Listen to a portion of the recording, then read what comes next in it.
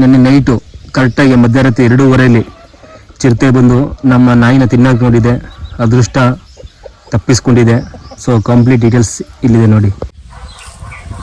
Hi ಎಲ್ಲರಿಗೂ ನಮಸ್ತೆ. Video skip ಮಾಡಿಬಿಡಿ. ದಯವಿಟ್ಟು ತೋಟದ ಒಂಟಿ ಮನೆ ಇರೋರು, ತೋಟದ ಮನೆ ಕಟ್ಟಿರೋದು ದಯವಿಟ್ಟು ವಿಡಿಯೋ ನೋಡಿ ಗೊತ್ತಾಗುತ್ತೆ ಏನು ವಿಷಯ ಅಂತ. ಏನಂದರೆ ನೈಟು ನಮ್ಮ ತೋಟಕ್ಕೆ ಚಿರತೆ ಬಂದಿದೆ. ಚಿರತೆ ಬಂದು ಏನು ಮಾಡೈತೆ ಅಂತ ಹೇಳ್ತೀನಿ, ಕೇಳಿಸ್ಕೊಳಿತು. ಅದು ತುಂಬ ಬೇಜಾರಾಗ್ತೈತೆ ನನಗಂತೂ. ಏಕೆಂದರೆ ಮನಗಿದೆ ಬೆಳಿಗ್ಗೆ ಎದ್ದ ತಕ್ಷಣ ಅಪ್ಪ ಕಾಲ್ ಮಾಡಿದ್ದೆ. ನೈಟ್ 3 ಗಂಟೆಗೂ ಕೂಡ ಕಾಲ್ ಮಾಡಿದ್ದಾರಪ್ಪ. ನಾನು 3 ಗಂಟೆ ಕಾಲ್ ಪಿಕ್ ಮಾಡಿಲ್ಲ. ಆದರೆ ಬೆಳಗ್ಗೆ 6:15 ಕಾಲ್ ಮಾಡಿದಾಗ ಅಪ್ಪ ಹಿಂಗೆ ಚಿರತೆ ಬಂದಿತ್ತು 3 ಗಂಟೆ ರಾತ್ರಿ ಈ ಥರ ಹಿಂಗೆ ಆಗೈತೆ ಅಂತ ಹೇಳಿತು. ಸೊ ಕೇಳ್ಬಿಟ್ಟು ತುಂಬ ಶಾಕಿ ಆಯಿತು ನನಗೆ. ಸಡನ್ಲಿ ಓಡ್ ಬಂದು ತೋಟಕ್ಕೆ ನೋಡಿದೆ. ಸೊ ನಮ್ಮ ಅದೃಷ್ಟ ಚೆನ್ನಾಗಿತ್ತು. ಅಪ್ಪಂಗೂ ಏನಾಗಿಲ್ಲ, ಸದ್ಯಕ್ಕೆ ನಾವು ಕಟಾಕಿರೋ ಹಸುಗೂ ಏನಾಗಿಲ್ಲ.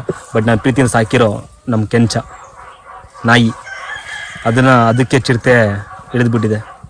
ಸೊ ಅದು ಕೂಡ ಅದರ ಅದೃಷ್ಟ ಚೆನ್ನಾಗಿದೆ, ನಮ್ಮಷ್ಟು ಚೆನ್ನಾಗಿದೆ. ಸದ್ಯಕ್ಕೆ ಏನು ಅದಕ್ಕೂ ಕೂಡ ಏನಾಗಿಲ್ಲ, ನಾಯಿಗೂ ಕೂಡ. ಸೊ ಹಾಗೇನೆ ನಾನು ಹೇಳೋದಿಷ್ಟೇ, ಬನ್ನಿ ಫಸ್ಟ್ ಆಫ್ ಆಲ್ ನಮ್ಮ ನಾಯಿ ತೋರಿಸ್ಕೊಡ್ತೀನಿ ಯಾವ ರೀತಿಯಾಗಿದೆ ಅಂತ.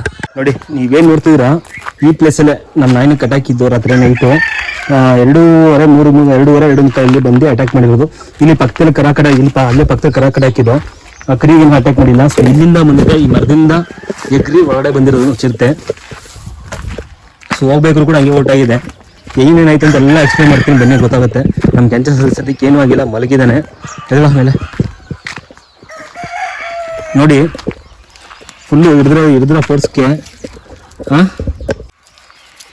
ನೋಡಿ, ಇದೇ ನಾಯಿ ರಾತ್ರಿ ಅಟ್ಯಾಕ್ ಮಾಡಿರೋದು ನಮ್ಮ ಕೆಂಚನ್ನ. ಯಾವ ರೀತಿ ಅಟ್ಯಾಕ್ ಮಾಡಿದೆ ಅಂತ ನೋಡಿ, ನೋಡ್ತಿರ್ಬೋದು.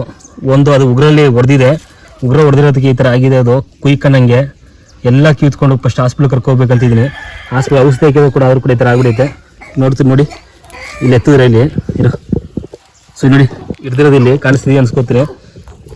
ಚಿರತೆ ಬಂದು ಹಿಡ್ದಿರೋದು ರಾತ್ರಿ. ಸದ್ಯಕ್ಕೆ ಇದ್ರ ದೃಶ್ಯ ಚೆನ್ನಾಗಿದೆ, ನಮ್ಮ ದೃಶ್ಯ ಕೂಡ ಚೆನ್ನಾಗಿದೆ. ನಮ್ಮ ನಾಯಿ ನಮ್ಮ ಹತ್ರ ಉಳ್ಕೊಂಡಿದೆ. ನೋಡ್ತಿರ್ಬೋದು ನೋಡಿ, ಇಲ್ಲಿ ಹಿಡಿದಿರೋದು. ನಾಯಿ ತುಂಬ ಹಚ್ಕೊಂಡ ತಕ್ಷಣ ಅಪ್ಪ ಮಧ್ಯರಾತ್ರಿ ಎದ್ದು ಬಂದ ತಕ್ಷಣ ನೋಡಿದ ತಕ್ಷಣ ಚಿರತೆ ಸರಿ ದೊಡ್ಡದಾಗಿದೆ. ನೋಡ್ಬಿಟ್ಟು ಗಾಬರಿಗೆ ಕಲ್ತಕ ಹೊಡೆದಿದ್ದಾರೆ, ದೊಣ್ಣೆ ಹೊಡೆದಿದ್ದಾರೆ. ಹೊಡೆದ ತಕ್ಷಣ ಬಿಟ್ಬಿಟ್ಟು ಓಡಾಟ ಆಗಿದೆ ಚಿರತೆ. ನೀವು ಅಷ್ಟೊಂದು ತೋಟದಲ್ಲಿ ತೋಟದಿರೋರು ತುಂಬ ಕೇರ್ಫುಲ್ ಆಗಿರಿ. ಏನಕ್ಕೆ ಅಂದರೆ ಯಾವ ಟೈಮಲ್ಲಿ ಯಾವ ಪ್ರಾಣಿ ಬಂದು ಅಟ್ಯಾಕ್ ಮಾಡೋದನ್ನ ಗೊತ್ತಾಗಲ್ಲ. ಆದಷ್ಟು ಕೂಡ ಸೇಫ್ ಆಗಿರಿ. ನೀವೇನೋ ಆಚೆ ಬಂದರೆ ಆ ಥರ ಇಟ್ಕೊಂಡ್ಬನ್ನಿ. ನೋಡ್ಬೋದು ನೋಡಿ ನಮ್ಮ ನಾಯಿ ಯಾವ ರೀತಿ ಆಗಿದೆ ಅಂತ,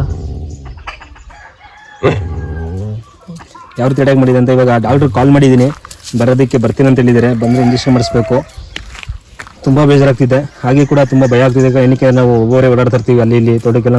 ಹತ್ರ 10 ಗಂಟೆ 1 ಗಂಟೆ ಈ ಥರ ಎಲ್ಲ ಬರ್ತಾ ಇರ್ತೀನಿ ನೀರು ಹಾಯಿಸೋದಕ್ಕೆ. ರೈತರದ್ದು ಕಷ್ಟ ಅಂದರೆ ಇದೇನೆ, ರೈತರ ಕಷ್ಟ. ಏನಕ್ಕೆ ಅಂದರೆ ತೋಟ ಮಾಡಿದ್ಮೇಲೆ ತೋಟದಲ್ಲಿ ಇರಬೇಕು, ಸಾಕಿದ್ಮೇಲೆ ಬಿಟ್ಬಿಟ್ಟು ಹೋಗೋಕ್ಕಾಗಲ್ಲ. ನೋಡ್ತಿರ್ಬೋದು ಇಷ್ಟೆಲ್ಲ ಬೆಳೆಸ್ಕೊಂಡ್ಬಿಟ್ಟು ಈ ಥರ ಎಲ್ಲ ಕೋಳಿ ಸಾಕಾಣಿಕೆ ಮಾಡ್ಬಿಟ್ಟು ಬಿಟ್ಬಿಟ್ಟು ಹೋಗೋಕ್ಕಾಗಲ್ಲ.